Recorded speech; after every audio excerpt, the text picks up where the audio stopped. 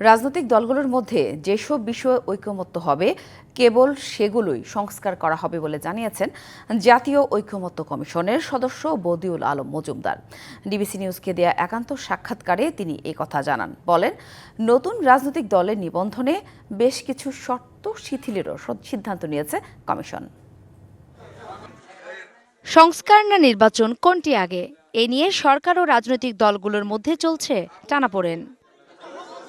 আলোচনা সমালোচনা যাই হোক না কেন, সরকারের কাছে বিএনপি সহ অনেক দলের নেতাদের চাওয়া শুধুমাত্র প্রয়োজনীয় সংস্কার করেই দ্রুত নির্বাচন। যমুনা ইলেকট্রনিক্স ঈদে ডাবল খুশি অফার সিজন 3, যে কোনো পণ্য কিনলেই পাচ্ছেন নিশ্চিত ঈদ উপহার। এ নিয়ে কথা হচ্ছিল জাতীয় ঐকমত্য কমিশনের সদস্য বদিউল আলম মজুমদারের সঙ্গে। ডিবিসি নিউজের কাছে তুলে ধরেন তার নিজের মতামত। কিছু সুপারিশ রাজনৈতিক দলের সাথে আলাপ আলোচনার ভিত্তিতে, ঐক্যমত্যের ভিত্তিতে এগুলো বাস্তবায়িত হইতে হবে। তো সেই প্রক্রিয়া চলছে। তো আমরা আমাদের সুপারিশ পেশ করেছি, এটা জাতির সামনে উন্মুক্ত করা হয়েছে। নির্বাচন কমিশন তাদের মতামত দিয়েছে, তারা মতামত দিতেই পারে। তারা ঐক্যমত্য কমিশনের কাছে লিখেছে, চিঠি লিখেছে।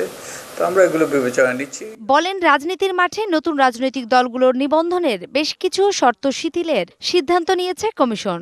রাজনৈতিক দলগুলো বহুদিন থেকে বলে আসছে যে শর্তগুলো আছে এগুলো কঠোর, এগুলো পূরণ করা দুরূহ। এখনও আমরা যেগুলো প্রস্তাব করেছি আমরা তো অনেক এটা শিথিল করেছি। এই শিথিল যে শর্তগুলো এগুলো আরও এখনও দাবি আছে, যেগুলো যেন আমরা আরও শিথিল করি। আলোচনায় আসে আওয়ামী লীগের নিষিদ্ধের প্রসঙ্গটিও। সরাসরি কিছু না বললেও এ বিষয়ে সংস্কার কমিশনের প্রতিবেদনে নিজেদের অবস্থান তুলে ধরার কথা জানান ডক্টর বদিউল আলম মজুমদার। আওয়ামী লীগকে নিষিদ্ধ করা কিংবা না করা এ ব্যাপারে কোনো সুপারিশ ছিল না আমাদের। নূপুর মাহমুদ, ডিবিসি নিউজ, ঢাকা।